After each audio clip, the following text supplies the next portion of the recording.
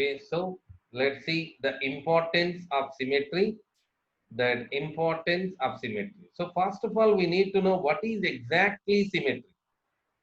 What is symmetry exactly? Symmetry we define basically as geometrical design of body parts. Symmetry can be termed as geometrical design of body parts. Symmetry can be said to be as geometrical design. So what is geometrical design? So let me show you what is geometrical design. If we take human as an example, I'm showing. So we need to draw an imaginary line in the center. We name it as mid-sagittal axis, which begins from one point to the another midpoint, that anterior midpoint to the posterior midpoint. Now see, let us see here. What is geometrical design?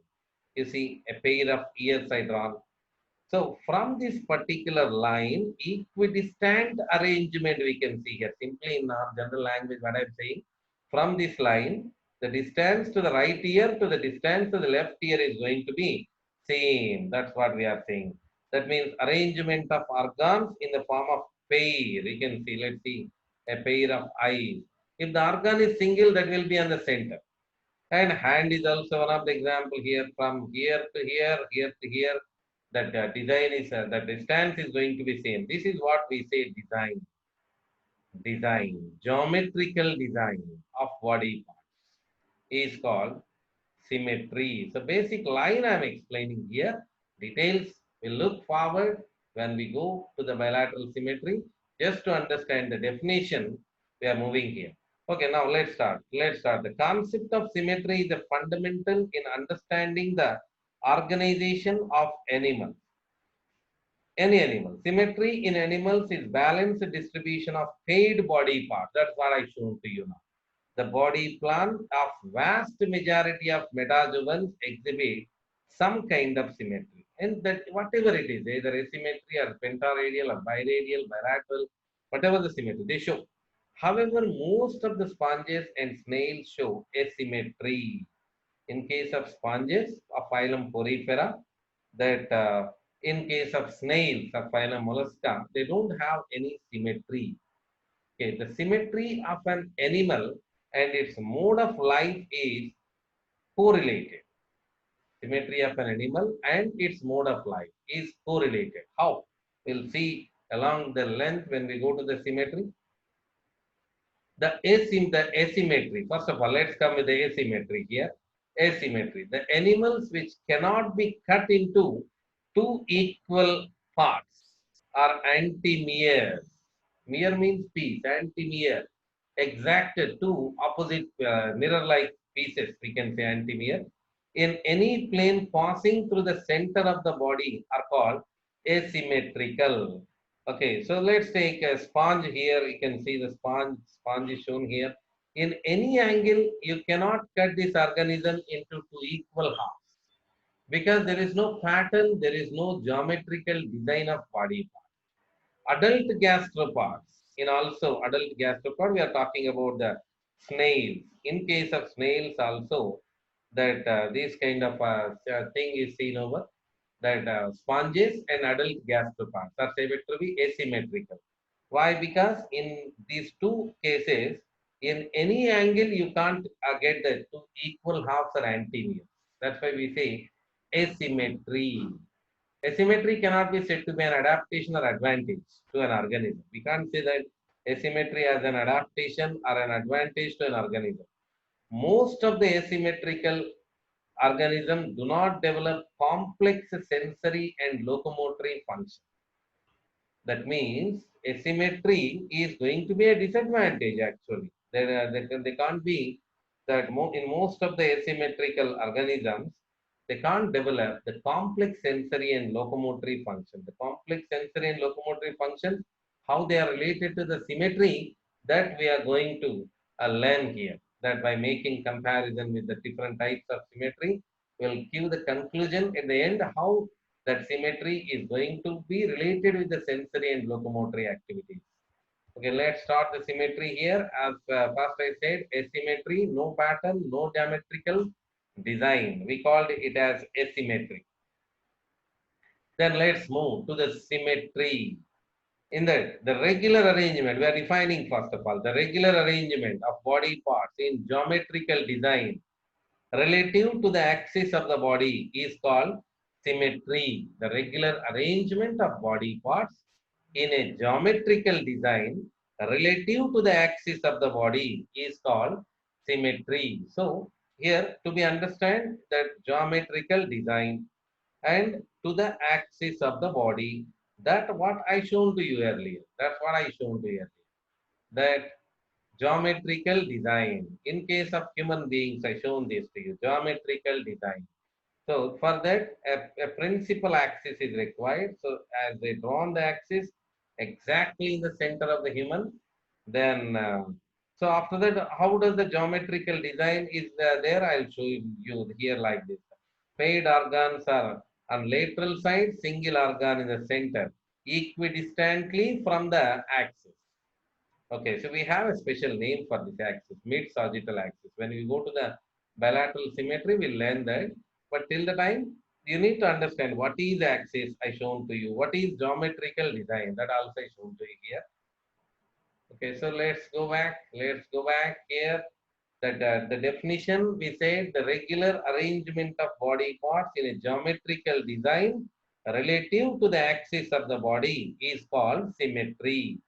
The animals which can be cut into two equal parts, animals which can be cut into two equal parts are antimere in one or more planes passing through the principal axis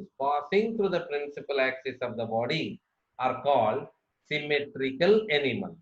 Okay, so by looking toward the radial and bilateral, we'll come to understand this line. But very important thing to be remembered that locating the principal axis in the organisms is important.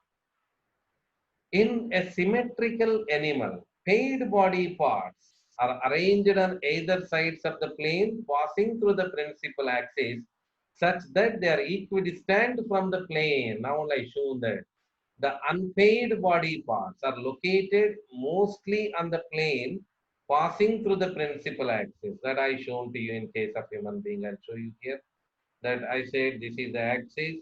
The paired organs are either side, the lateral side, and single is there on the center. So that's what it is. The unpaired body parts are located mostly on the plane. That this is the plane or this is the axis on the plane passing through the principal axis. Basically, the symmetry in animals is of two kinds. Now let's start the radial symmetry and bilateral symmetry. So radial symmetry. First of all, we need to see the radial symmetry. Radial symmetry is also called monoaxial heteropolar symmetry. So why it is called like so? That we need to check all of these things. Let's start the radial symmetry. So in any symmetry, in any kind of symmetry, recognizing the principal axis is very important. Okay, so now I am going with radial symmetry. So let me show you the radial symmetry. First of all, so example for the radial symmetry, the best suit here, that phylum Cnidarium. So from there, I am taking Hydra as an example. Hydra. So we are taking Hydra as an example here. So the well-known animal. Here in case of Hydra, that anterior side will find mouth, and that the where the mouth is present, that end is called oral end. And where it attaches to the substratum means the place where it attaches, we say that is substratum, that is called aboral end. Aboral end. Now what is required? I said to you, principal axis. This is the principal axis. So we need to name this principal axis. So what will be the name of the principal axis? Oroaboral axis. So principal axis is recognized. What is oroaboral axis? We need to understand that is principal axis. Okay, so that is the principal axis. So we recognize it the principal axis. What next? What next? We need to see how does the geometrical design is arranged. Actually, in this diagram, we can't show, but for that, I'm taking the transverse section of this particular transverse section I'm taking. If I cut, it will come like that. Let me use the same colors to understand. This is the outer line, and what we need to use, this is the oroeboral axis. In the center I drawn. Then how does the body parts are arranged? Radially. Radial means straight line. You have to imagine that like this, radially, like this, the stripes radially get arranged. Imagine if you are understanding, if you see there is a pen, if there is a pen, okay, we'll take this as an example here, maybe not cylindrical, but we'll imagine it as a cylindrical. So you can watch me, I think now. So as I am visible to you, yeah, you see here, this is the mouth. Okay, then this is where it attaches to the substrate. So we are talking here the line exactly drawn in the center. That means from the center, oroeboral axis. We can see that line we call oroeboral axis. Okay. So arrangement of body parts as an inner lining. So is imagine it as a cylindrical form. There you can understand. Or else we'll take the pen here to understand much better. So here it is. Then if this pen, this is mouth, oral end, this is aboral end. So axis, refill inside, that is axis. You have to imagine it. Refill inside, that is said to be oroeboral axis. Okay, so that is called oroeboral axis. So this is oroeboral axis. Okay, next. What next? Arrangement of body part. That's what I'm saying. That is inner lining of pen, the stripes you have to imagine. Radial lines, radial symmetry. That we can say. That we call it as radial symmetry. So we recognize the principal axis and we recognize arrangement of body parts. So what to be recognized over? What to be recognized over? The base arrangement of body parts, whether paid or present or not. No paid organs because it is cylindrical form. Okay, showing square and saying cylindrical, thinking like so. Okay, it's better, I think so. Then let's say, so if we cut the organism through oroeboral axis, you will get equal halves like this, like this, like this through the oroeboral axis. Or if you take the pen through the refill, if I cut like this, like this, like this. So that means through the oroeboral axis, if you cut the organism in any plane, we are going to get equal halves. In any plane, we are going to get equal halves. That we need to understand. So let us try to recognize this here. Let us try to recognize the principal axis. We recognize who is the principal axis. Oroeboral axis is the principal axis. Okay. Next, then what is the arrangement of body parts? Radially. I just drawn the transverse section of the pen. You have to imagine. Okay. So three basic things to be remembered here in any symmetry. Excuse me. One is principal axis. As I said to you now, who is the principal axis means oroeboral axis. Oroeboral axis is the principal axis. In case of radial symmetry, that is very important to be remembered. Okay. So next, that how does the body parts are arranged? That based on the oroeboral axis, radially, radial means straight line. Arrangement of body parts radially surround the oroeboral axis. Arrangement of body parts. Okay. Next, definition. Definition. If we cut the organism through oroeboral axis, this is the oroeboral axis. If we cut the organism through oroeboral axis in any plane, cylindrical form, isn't it? Any plane, we are going to get equal halves. So these three things to be remembered over in case of radial. That in case of Medusa, that means that we have other type of animal. In case of phylum Nidaria, this is polyp type. There are two forms available in case of phylum Nidaria: polyp form and Medusa form. So I just shown to you in this is the polyp form. I shown in the case of polyp form, and now let me make some formality. Then after we'll go to the text.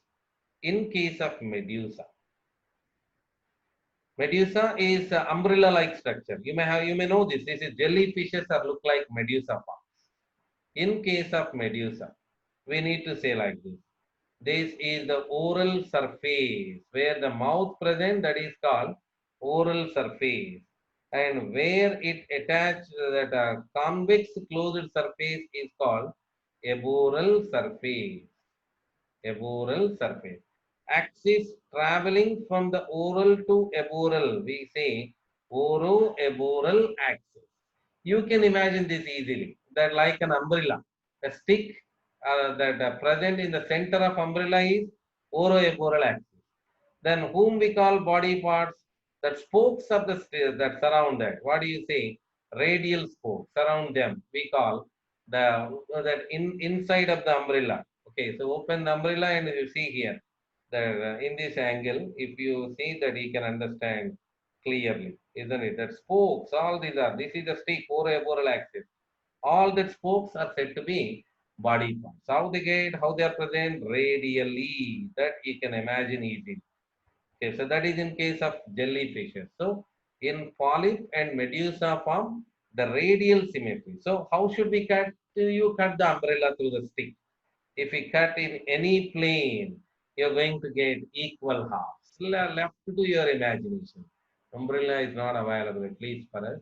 Now, let's go with the text portion here that to understand this phenomena. So I'm opening the text here. The back, we are going to the radial symmetry. So we need to see now why it is called monoaxial heteropolar symmetry. Why it is called monoaxial heteropolar symmetry. What we said, what is the axis? Single axis. Who is the axis? Oroaboral axis. So we have single axis. That single axis, that's why monoaxial. Heteropolar, what are the two poles? One is oral side and other is aboral side. Two poles are there. Hence we call it as heteropolar symmetry. Monoaxial heteropolar symmetry. Okay, let's go with the text here. When any plane passing through the central axis, just keeping the thing which I explained in the mind, you just go through this line. When any plane passing through the central axis, whom we call central axis here, the oroaboral axis or principal axis, we said it as central axis of the body, divides an organism into two identical parts. That is called radial symmetry. So through the oroaboral axis, if we cut the organism, if two identical parts are present, so multiple parts they cut down and they are shown here. Okay, so that we say radial symmetry. The animals with radial symmetry, either they are sessile. Sessile. What is sessile? Those who attaches to the substratum, they call sessile. Our hydra, polyp forms. Example, the best example, known example is hydra. That's why I'm showing. I'm saying always hydra. Polyp. Okay, so that's sessile. Are planktonic, free floating organisms on the water. We say planktonic organisms are sluggish. That means we are talking about jellyfishes, medusa form. So either sessile or planktonic or sluggish form. It is the principal symmetry of diploblastic animals. That means phylum Cnidaria and phylum Ctenophora. Okay. So Cnidaria, okay, and in some Cnidarians and Ctenophore, we have some exception that biradial symmetry. So how it is, we'll see. But let me go for this. Animals showing radial symmetry live in water and they can respond equally to the stimuli that arise from all directions. That means if you take human being as an example here, if your face is in front, you will respond to that direction, that things will come on the side only, isn't it? But you see, these are cylindrical forms. Okay, so they can respond to all directions, isn't it? In Medusa also we can say they respond to all types of directions. So that's what they are saying. That's radial symmetry is an advantage to the sessile or slow moving animal. Animals showing radial symmetry live in water can respond easily to the stimuli that arrive in all directions. That arrive in all directions. So that's why we are saying that this is an advantage to the sessile or slow-moving animals. However, triploblastic animals such as echinoderms, this is another exception, that secondarily radial symmetrical. Secondarily radial symmetrical, as it is five angle and it is also called pentamerous radial symmetry. Radially symmetrical animals have many planes of symmetry, whereas pentamerous radially symmetrical animals have five planes of symmetry that you can see in this diagram. The pentamerous radially symmetrical animals have five planes of symmetry. Okay, so that we need to see that area, that areas, that radial symmetry. We said it now, but we have some other issues came here, like radial symmetry is recognized as those who have oroeboral axis passing. And if we cut the organism in any plane, we are going to get equal halves, isn't it? So through any plane, if we get equal halves. So I am showing here in the transfer section, through any plane, you're going to get equal half. That is the case in case of radial symmetry, characteristic feature of radial symmetry. Now I am saying some exception. Okay. In case of Ctenophora and some cnidarians like class Anthozoa, that Anthozovans and Ctenophorans, there is some problem that those are even polyforms. We can say they are even attached to substratum. Their mouth is oval. Okay, here mouth is circular. Mouth is oval. So if you see here, this is the mouth. Mouth is oval. So that's why we that and here it is like this. These are the tentacles. You can show here also the tentacle. So let me show you this area in the transverse section view. So what happens? This is the mouth and this is the organism and the oval shaped mouth. So we are not going, axis is same, oroeboral axis. Here also oroeboral axis. But we are going to get equal halves only through the two planes. So we said radial symmetry means many planes, like this, like this, like this. But here we get equal halves only through the two planes. That's why we have a special name for them, that is biradial symmetry. Biradial symmetry. Okay, in case of ctenophores, we have another exception. They have paired structures, tentacles are present here. So that will be the reason. When we go to the animal kingdom, we'll check it there. So biradial symmetry, just I am showing here why, how it is biradial symmetry. Okay, then that we have another exception. In case of starfishes, phylum Echinodermata, where actually bilateral symmetry should present, isn't it? But that they show because of marine water adaptation, they're going to show a special kind of adaptation. What do you say? Pentaradial symmetry. Through the five planes, we are going to get equal halves. That's what I shown here. Pentaradial symmetry. Actually, they should have bilateral symmetry, but they have pentaradial symmetry. Okay. So in the end, we'll discuss back again about these exceptions, but you people need to remember the basic line of symmetry, radial symmetry. So radial symmetry. So what to be remembered in case of radial symmetry? So what is the axis?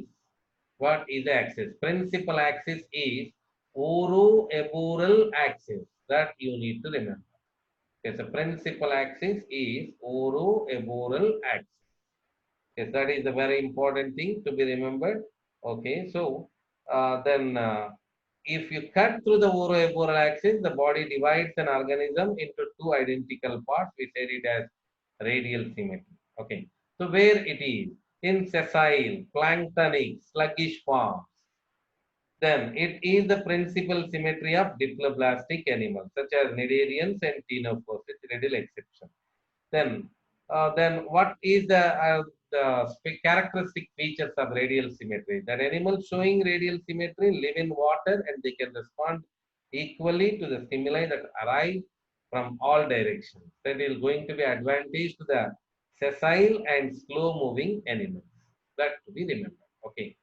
So then in triploblastic animals, we have an exception that they should have actually bilateral symmetry, but echinoderms are having the radial symmetry. So we call it as secondarily radial symmetry. So they appear, they got secondarily radial symmetrical. So that's it about radial symmetry. And we'll go with the bilateral symmetry now. Bilateral symmetry. So as usual, we need to recognize the first, the principal axis.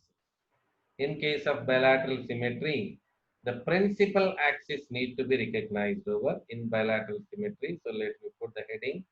First of all, bilateral symmetry. Okay. So in bilateral symmetry, so I am taking human being as an example because we are from the beginning we are showing this only. So recognizing the principal axis is very important here. So this is the principal axis. Okay, this is the axis, and through this plane which passing through is also going to be the same. That means through here only we have to cut. Okay, so what is the name of this principal axis? The name of the Mid-sagittal principal axis, axis. mid-sagittal axis. Mid-sagittal axis. We can see. Okay, so the axis name is mid-sagittal axis. So from where to where it is present? From anterior midpoint to the posterior midpoint. Drawn from an imaginary line drawn from anterior midpoint to the posterior midpoint. So what about the arrangement of body parts? That also we are seeing. If paired organs are present, they are on either sides of the mid-sagittal axis. Laterally, we can see either sides of the mid-sagittal. If it is a single organ, if the organ is single, that is on above the axis. So that what do you say?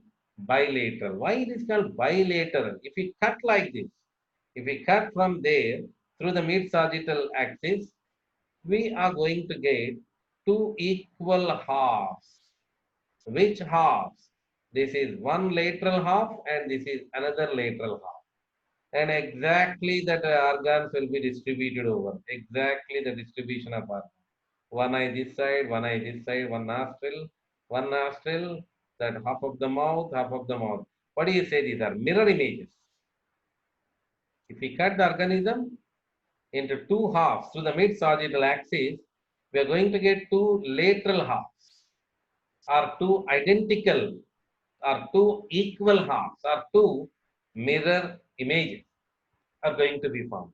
Why it is called bilateral symmetry? If we cut the organism, we're going to get two equal lateral halves. That's why we are going to say it as bilateral symmetry. Let us read once and then we get back. Let us go there and in the text we'll get back.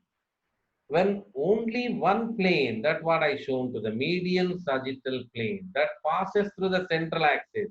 Who is the central axis? Mid sagittal axis or median sagittal axis or anterior posterior axis, because that is drawn from anterior to posterior. Divides an organism into two identical parts is called bilateral symmetry. It is the principal type of symmetry in all the triploblastic animals. That you remember, the great triploblastica is also called bilaterium.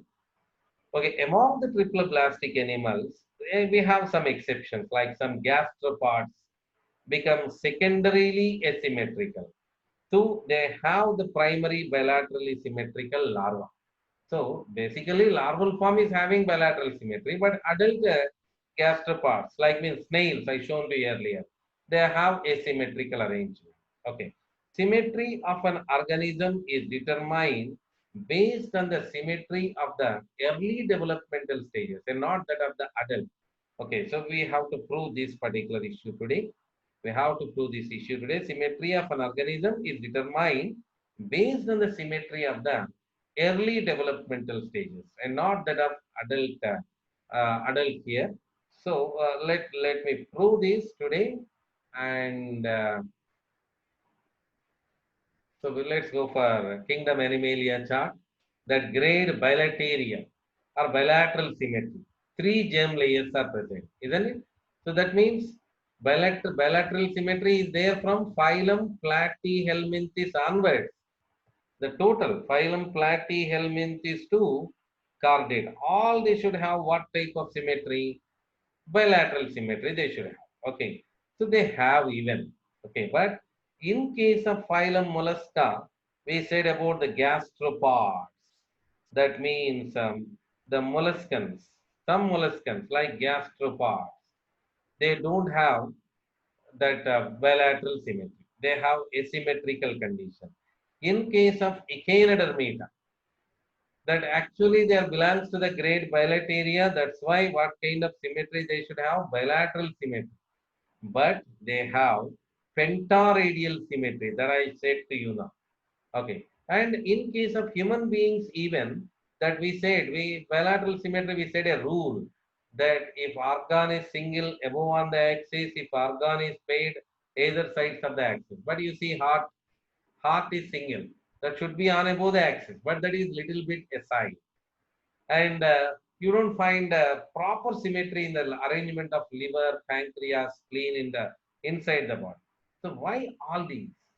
That these kind of discussion, with these discussion, we are going to start the class tomorrow. But basically, we need to remember from phylum Platyhelminthes to chordata, from the phylum Platyhelminthes to chordata. The basic type of symmetry is bilateral symmetry because they all belongs to the grade bilateria. Okay, but some exceptions are there, and we need to justify that line we just read now in the box. Symmetry of an organism is determined based on the symmetry of early developmental stages and not that of adult. That will justify in the tomorrow's class.